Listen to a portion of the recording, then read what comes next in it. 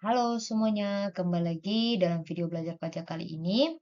Tentunya bersama dengan Meranti, kita akan membahas terkait seputar PPh pasal 21 yang sebagaimana kita ketahui telah diatur di dalam undang-undang bahwa PPh 21 akan lebih tinggi 20% jika penerima penghasilan tidak memiliki NPWP.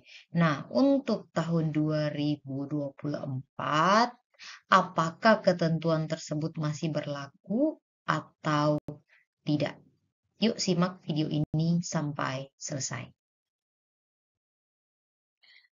Baru-baru ini telah diterbitkan pengumuman nomor 6 garing PJ.09 tahun 2024 yang mengatur tentang penggunaan NPWP pada sistem administrasi perpajakan. Nah, dalam peraturan ini atau pengumuman ini di sini menegaskan tentang PMK 136 tahun 2023 yang dimana dalam PMK ini telah mengatur bahwa NIK sebagai NPWP dengan format 16 digit yang mulai berlaku 1 Januari 2024 yang sampai saat ini masih diperbolehkan menggunakan 15 digit dengan batas penggunaannya 30 Juni. Nah, setelah 30 Juni 2024 diwajibkan untuk secara nasional menggunakan 16 digit. Bagaimana dengan topik kita tadi terkait ada kenaikan atau PPh 21 akan dikenakan 20% lebih tinggi jika tidak memiliki NPWP. Dalam pengumuman ini di sini ditegaskan bahwa NIK yang sudah disamakan dengan NPWP dan sudah mulai berlaku pada 1 Januari 2024, maka yang perlu dilihat di sini pada poin yang kedua adalah NIK sebagaimana dimaksud pada angka 1, huruf A merupakan NIK yang diadministrasikan oleh Direktorat Jenderal Kependudukan dan Pencatatan Sipil serta telah terintegrasi dengan sistem administrasi Direktorat Jenderal Pajak. Jadi artinya NIK yang dimaksud di sini adalah NIK yang sudah terdaftar di Dukcapil dan sudah terintegrasi dengan sistem administrasi Direktorat Jenderal Pajak. Ketentuan terkait kenaikan 20% lebih tinggi PPh-nya, apakah masih berlaku setelah pengumuman ini atau PMK ini terbit atau tidak? Kita lihat saja langsung apa yang dikatakan dalam angka 7 pada pengumuman 06 tadi.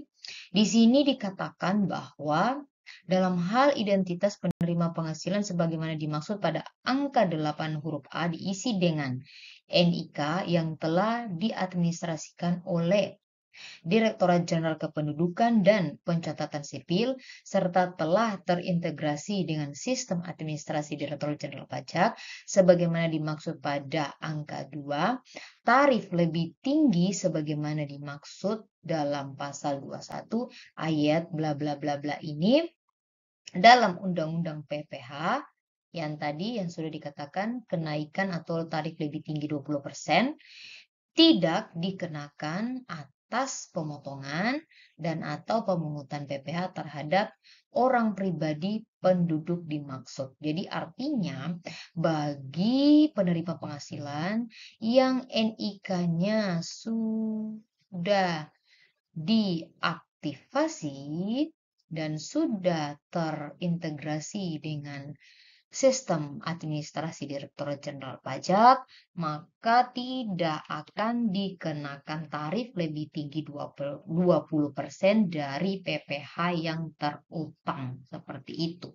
Kemudian yang jadi pertanyaan di sini bagaimana dengan NIK yang belum diaktifasi tetapi saat penerima penghasilannya ini menerima penghasilan dan pemberi kerja ini melakukan pemotongan ternyata atau perhitungan PPh 21 ternyata terutang PPh, misalnya seperti itu.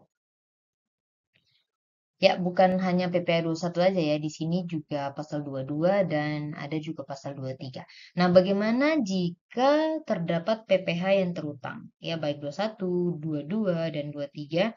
Nah, ini pada angka 7 di sini, angka 8 di sini menjelaskan bahwa terhadap orang pribadi, penduduk sebagaimana dimaksud pada angka 7 yang sudah kita baca tadi, yang belum melakukan pendaftaran dan melakukan aktivasi NIK sebagai NPWP, Direktorat Jenderal Pajak dapat mengaktifasi NIK sebagai NPWP sesuai ketentuan peraturan perundang-undangan di bidang perpajakan.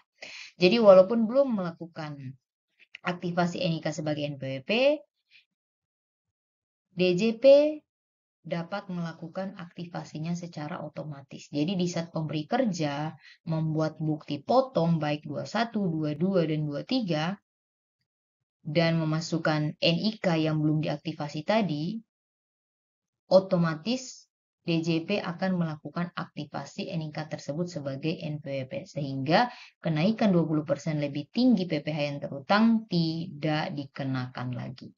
Seperti itu. Nah, yang jadi pertanyaan di sini bagaimana jika penerima penghasilan ini tidak mau memberikan NIK-nya? Apa atau tindakan seperti apa yang harus kita ambil sebagai pemberi kerja? Gampang ya, tidak perlu dibayar. Jadi yang kewajiban yang harusnya kita bayar kepada penerima penghasilan ditahan dulu, jangan dulu dibayar sampai dia memberikan NIK-nya kepada kita sebagai pemberi kerja. Kenapa demikian? Karena dengan peraturan yang terbaru sekarang diwajibkan untuk melakukan pemotongan walaupun nihil. Apalagi ini misalnya kurang bayar. Jadi dengan adanya EBUPOT PPh pasal 21 yang mewajibkan ketika membuat bukti potong wajib memasukkan NPWP atau NIK. Jadi jika NIK tidak ada, bagaimana pemberi kerja dapat melakukan pemotongan? Dan ini sangat merugikan bagi pemberi kerja jika tidak dilakukan pemotongan. Kenapa?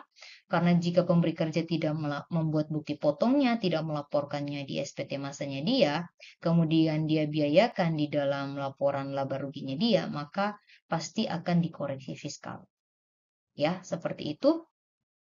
Dengan demikian, solusi yang terbaik bagi pemberi kerja adalah sebelum melakukan pembayaran, silakan dilakukan atau diminta terlebih dahulu NPWP-nya atau NIK-nya. Seperti itu. Sehingga atas penghasilan atau biaya yang dikeluarkan itu dapat dibuatkan bukti potongnya, dapat dilaporkan dalam SPT masanya, dan dapat juga dibiayakan di dalam rugi laba tanpa harus dikoreksi. Seperti itu.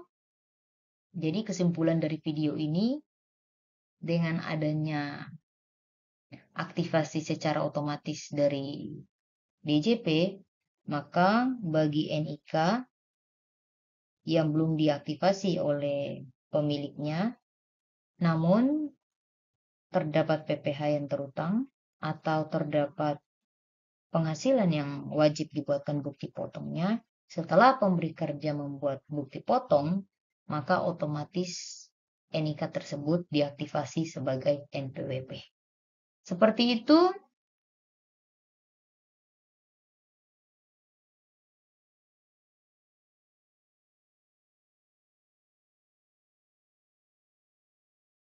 Demikian, semoga bermanfaat dan terima kasih sudah nonton.